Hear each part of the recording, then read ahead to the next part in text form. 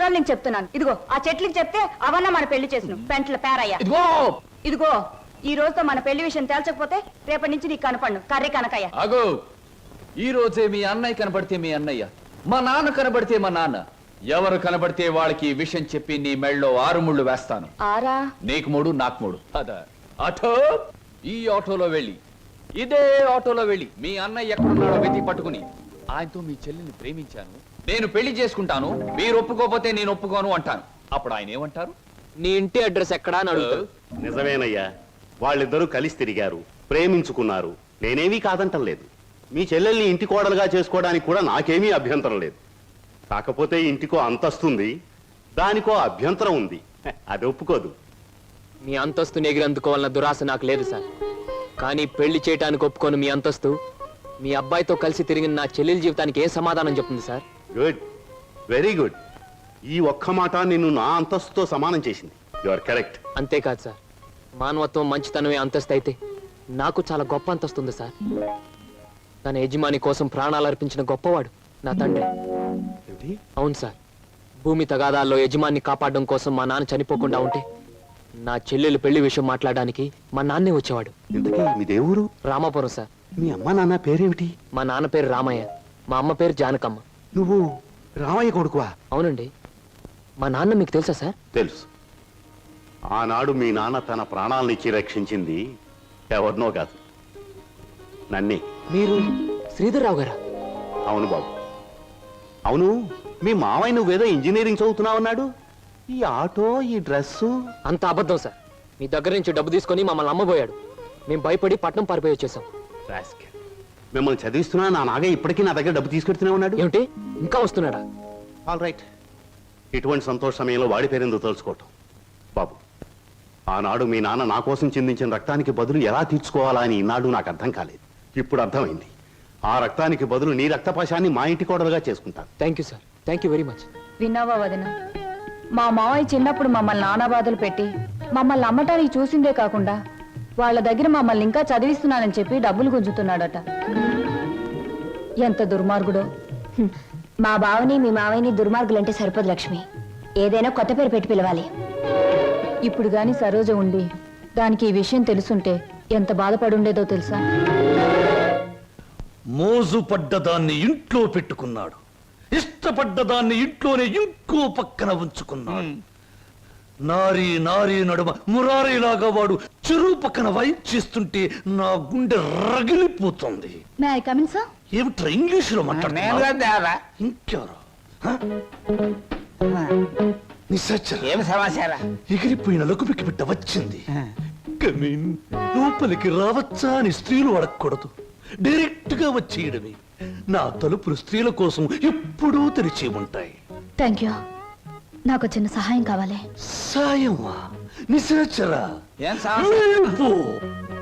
చెప్పండి. నాకు కొంచెం డబ్బు కావాలి. ఓ, కొంచెం ఏమిటి, ఎంతైనా ఇస్తాను. వేలు, లక్షలు, కోట్లు. నాకు లక్షలు కోట్లు అక్కర్లేదు. ఓ 50,000 చాలు. 50? అవమానం, తీరని అవమానం. నాకు లక్షలు కోట్లు ఇవ్వడమే తప్ప వేలు ఇవ్వను. ఓ చిన్న రిక్వెస్ట్. నేను ఇక్కడ ఉద్యోగం మానేసి వెళ్ళిపోయాను. మీరు తిరిగి ఆ ఉద్యోగం నాకు ఇచ్చి ఈ 50,000 అప్పు తీర్చుకునే అవకాశం ఇస్తేనే నేను తీసుకుంటాను. ఇదిగో 50,000. దీనికంటే ఎక్కువ 10 రెట్లు ఇస్తాను. నీ ఇష్టం వచ్చిన పద్ధతిలో, నీ ఇష్టం వచ్చిన పద్ధతిలో తీర్చుకో. తీసుకో. ఈ డబ్బు నా పద్ధతిలోనే తీరుస్తాను. కమీన్. ఎవరమ్మా నువ్వు? నేను మీ దగ్గరికి వస్తాడే నాగయ్యని, అతని కూతుర్ని. నువ్వు నాగయ్య కూతురువా? చిన్నప్పుడే నువ్వు? అవునండి. ఆయన వాళ్ళకు చిన్నప్పుడే దూరం అయ్యాను. తండ్రి బ్రతికున్నాడని తెలిసేసరికి నేను అతని కూతుర్నని చెప్పుకోవడానికి సిగ్గుపడే స్థితిలో ఉన్నాను. ఏమిటమ్మా అది? కొంచెం అర్థమయ్యేలా చెప్పు. డబ్బా? ఎందుకమ్మా? సార్, మీరు మా బావకి అతని చెల్లెలకి చిన్నప్పటి నుంచి సహాయం చేసే దృష్టితోనే డబ్బిచ్చారా? కానీ మా నాన్న ఆ డబ్బు తనే తినేసి వాళ్ళ నమ్మకానికి పెట్టేస్తే వాళ్ళు తప్పించుకుని పట్నం పారిపోయారు. ఇప్పటికీ మా నాన్న వాళ్ళ పేరు చెప్పి మీ దగ్గర డబ్బు తీసుకుంటున్నట్టు నాకు మొన్నే తెలిసిందే. అందుకు తండ్రి చేసిన పాపాన్ని నువ్వు చెల్లించడానికి వచ్చావా? ఇది మీ తృప్తి కోసం ఇవ్వడం లేదండి, నా తృప్తి కోసం ఇస్తున్నాను. నా తండ్రి చేసిన పాపమే నన్ను వెంటాడింది. అందుకే ఈ జన్మలో నేను అనుకున్నది ఏదీ జరగలేదు. కనీసం ఈ పాపాన్ని ఇలా తుడిచేస్తే వచ్చే జన్మలో అయినా నేను అనుకున్నది జరుగుతుందేమో. అందుకే తీసుకోండి సార్, ప్లీజ్. సరే, ఇది నేను మీ నాన్నకిచ్చిన డబ్బుగా తీసుకోవటం లేదు. నీ అభిమానాన్ని నిలుపుకోవడానికి నువ్విచ్చిన డబ్బుగా తీసుకుంటున్నాను. నీకు ఈ విషయం తెలుసా? మీ బావ అతని చెల్లెలు ఈ ఊర్లోనే ఉంటున్నారు. తెలుసా? తెలుసా? చెప్పానుగా, నా వాళ్ళందరూ నా చుట్టూనే ఉన్నారు. కొందరు చెప్పుకోలేని స్థితిలో ఉన్నారు, కొందరు చెప్పకూడని స్థితిలో ఉన్నారు. నేను మా బావుంటున్న ఇంట్లోనే ఉంటున్నానండి. మరి మీ బావకి నువ్వెవరో తెలీదా? నేనే చెప్పలేదు. ఏమ్మా? అతను నా భావం తెలిసేసరికి అతను ఇంకో అమ్మాయిని ప్రేమిస్తున్నాడని తెలిసింది. నేనని తెలిస్తే అంతా తారుమారయ్యే ప్రమాదం ఉంది. అందుకే నిజాన్ని దాచిపెట్టాను. నిజాన్ని దాచిపెడితే నీకే నష్టమేమో. సార్, నాకు ఎంత కష్టం కలిగినా హాయిగా భరించగలను. కానీ నా వల్ల ఇతరులకు కష్టం కలగడం ఒక్క క్షణం కూడా భరించలేను. అంతా సక్రమంగా జరిగాక నిజాన్ని నేనే చెప్తాను. అంతవరకు ఈ స్వప్నగానే ఉండిపోనివ్వండి. వస్తాను సార్.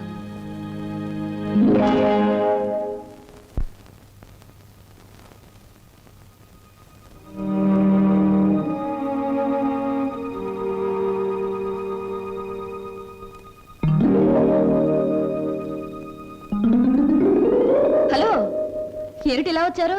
కూర్చోండి. ఇప్పుడే తలకు స్నానం చేశాను. షో, పెద్ద బరువు దిగిపోయినట్టుంది. తలస్నానం చేస్తే తల బరువు దిగిపోతుంది. మరి మనసులో బరువు మర్చిపోతే మాయమైపోతుంది. మర్చిపోవడం బాధ్యత గల మనసు లక్షణం కాదు. మర్చిపోమన్నది బాధ్యతని కాదు, బరువుని. కూర్చోండి. సారీ, కూర్చునే మనస్థిమితం లేదు. ఏ, కూర్చోలేనంత కష్టమే వచ్చింది మీకు? కొంపతీసి హీరోతో గాని పోట్లాడారా, లేక హీరో గారు మీతో పోట్లాడారా? ఓ చిన్న కథ చెప్తాను, ముగింపేమిటో చెప్తారా?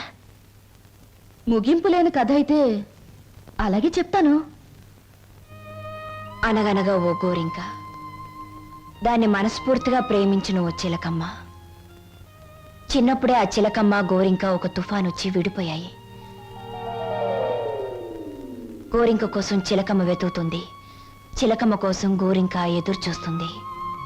దేశ దేశాలు తిరుగుతూ ఆ చిలకమ్మ చివరికి గోరింకున్న చెట్టు మీదే గూడు పెట్టుకుంది. అయినా గోరింక పట్టించుకోలేదు. పాపం, గోరింకకు ఆ విషయం తెలీదు. ఆమె కరెక్ట్. గోరింకకు ఆ విషయం తెలియదని మీకెలా తెలుసు? కొన్ని కథలకి ఎప్పుడు ఎక్కడ మలుపు తిరుగుతుందో సులువుగా చెప్పొచ్చు. నేను అడిగింది మలుపుల గురించి కాదు, ముగింపు గురించి. నేను ఆలోచించేది ముగింపు గురించి కాదు, అసలు కథ ఏమిటా అని. మీరెవరో, మీ కథ ఏమిటో తెలుసుకునే వచ్చాను. ఆహా, మరి చిలకమ్మ గోరింక అనే కన్ఫ్యూషన్ ఎందుకు? Come to the point. Srinivas మీ భావం తెలుసు కూడా, అతనితో నిజం ఎందుకు చెప్పలేదు? నేను చెప్పే టైంకి అతను మిమ్మల్ని మనస్ఫూర్తిగా ప్రేమిస్తున్నాడన్న నిజం తెలిసింది కాబట్టి, ఇప్పుడు నిజం చెప్పి అతను మనసు పాడు చేయడం తప్ప వేరే ప్రయోజనం లేదు కాబట్టి. కానీ అతని మీద మీకు హక్కు ఉంది, అధికారం ఉంది. హక్కు అధికారంతో సాధించుకోవడానికి ఇదేం దస్తావేజుల మీద రాసిన ఆస్తి కాదే. మరొకరికిచ్చిన మనసు. ప్రేమించడం అనేది రెండు మనసుల మధ్య, ఆ మనుషులకు కూడా తెలియకుండా జరిగిపోయే కళ్యాణం. ఈ కథకు ముగింపిదే.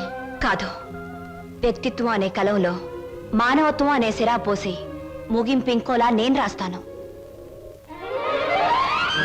ఈ శుభలేఖ మీద నువ్వు రాసినట్టే ఇదే ముహూర్తానికి మీ ఇద్దరికీ పెళ్లి జరుగుతుంది. ఇదేమన్నా బొమ్మల పెళ్ళా? బొమ్మలు మార్చడానికి? అయినా నా మీద నిర్ణయం తీసుకునే హక్కు మీకెవరిచ్చారు? నేను ఒప్పుకోను. ఎవరు ఒప్పుకున్నా ఒప్పుకోకపోయినా ఈ కథకు నేను రాయబోయే ముగింపిదే. మీ ఇద్దరు పెళ్లి నేను జరిపిస్తాను. చిన్నప్పుడు చిరిగిపోయిన మీ జీవితాల్ని నా చేతులతోనే ఒకటి చేస్తాను. లలిత గారా, నేను చల్లని పాత టిక్కెట్ను. గతం అనే ఫ్రేమ్లో నన్ను జ్ఞాపకంగానే ఉండిపోనివ్వండి. ఒకసారి నేను ట్రైన్ మిస్ అయ్యాను, మరొకరు ట్రైన్ మిస్ అవ్వడం నాకు ఇష్టం లేదు. ఒకప్పుడు మీరు ట్రైన్ మిస్ అయ్యారు, కానీ ఇప్పుడు ట్రైన్ మిమ్మల్ని మిస్ కాబోతుంది. అలా జరగనివ్వను. మీరు అనుకున్నట్టు నేను జరగనివ్వను. నిండు మనసుతో చేసే పని తప్పకుండా జరుగుతుంది. నిండు మనసుతో కాదు, మనసు చంపుకుని చేస్తున్న పని.